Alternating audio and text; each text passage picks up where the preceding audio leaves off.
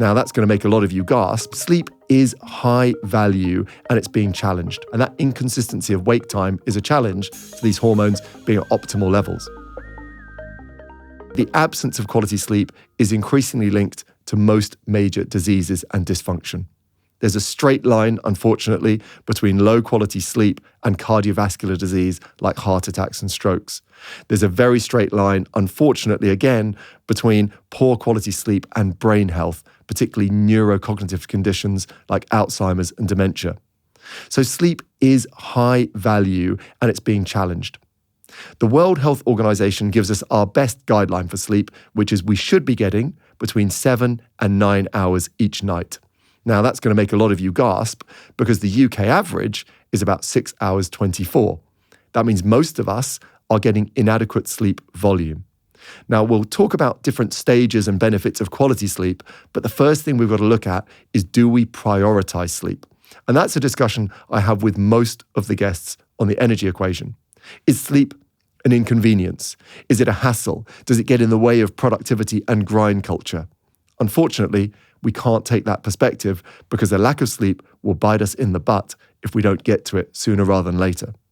So 7 to 9 hours, that will change at stages and ages. Younger children and adolescents do need more sleep. Don't gripe at your teenage kids. They need it. They're growing more, therefore they need more sleep. And we might have changing sleep needs as we enter our elderly years. But for the sake of the line of best fit, 7 to 9 hours in my clinical experience is pretty good. So we know there's a huge benefit to sleep and we know roughly what the volume is, but why is the world so challenging to sleep? Well, to understand why certain things get in the way of sleep and why certain things might help sleep, it makes good sense to start with why you will fall asleep tonight. And there'll be two main reasons for why you fall asleep tonight. I'm going to cover them both separately so you've got an understanding of all the recommendations I'm trying to give to our guests throughout the episodes. So the first reason you'll fall asleep tonight is that your body has got an inbuilt clock. It's very clever. You've got a 24-hour clock embedded into pretty much all the cells of your body, governed by an element in the middle of your brain called the suprachiasmatic nucleus. Now that's a mouthful. You won't have to hear that again.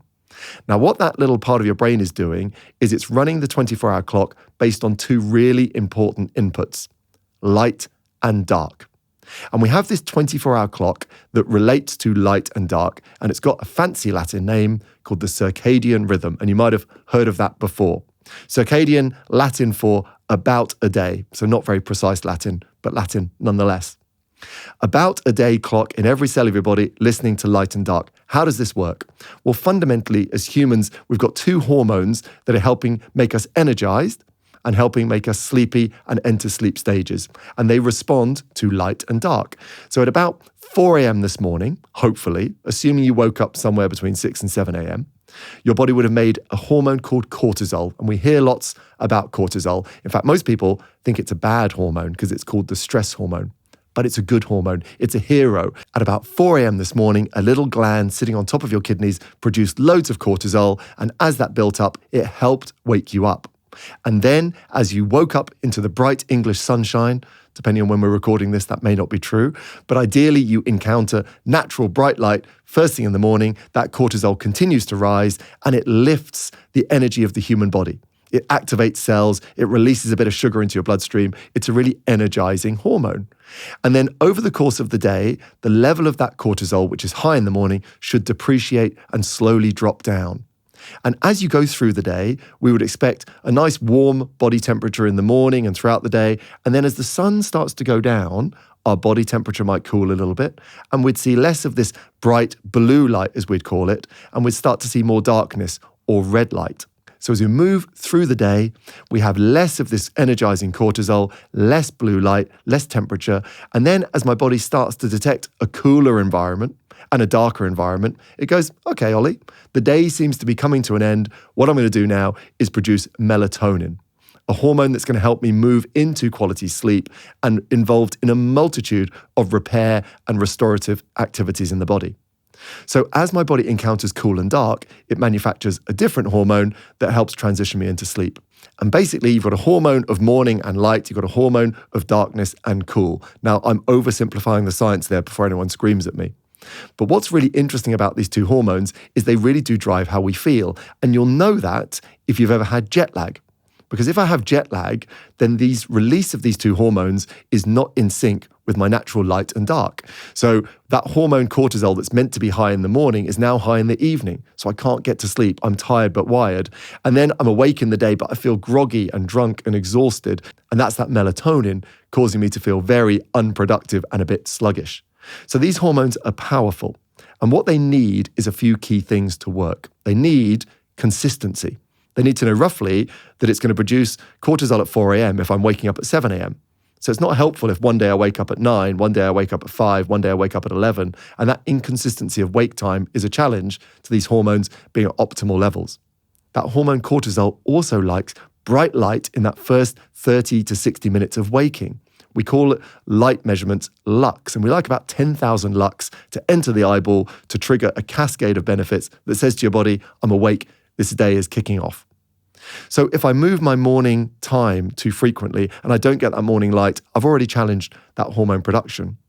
And then we look at the latter end of the day and we say, well, for melatonin, this incredible sleep hormone to be optimized, I also need to go to bed at roughly the same time each night. And I need to go to bed in the presence of darkness and cool. What challenges that? Well, the biggest challenge to that, of course, is blue light devices, the technology we've got in our hands, in our pockets, that are effervescent. That technology emits a frequency of blue light that your brain just goes, well, I assume that's the sun. And in assuming it's the sun, it suppresses melatonin production, and that's now been empirically proven. So if I've got bright lights in the evening, plus I don't let my body temperature cool because I ate too late, exercised too late, worked too late, then I naturally don't encounter optimized levels of melatonin. Imagine this. There's one simple thing you could add to your daily routine that could help you sleep better, feel less anxious, and even support your hormone balance, all without having to change too much else in your life. That sounds too good to be true, right? Well, here's the kicker. 75% of us are missing out on it. Not because it's rare, but because it's incredibly difficult to get enough of this from our diet alone. It's something our bodies can't store long-term, which means we need to replenish it every single day. The foods that used to give us plenty, leafy greens, seeds, whole grains, they just don't have the same levels in them anymore. So who is this mystery hero? It's magnesium. And here's the best part.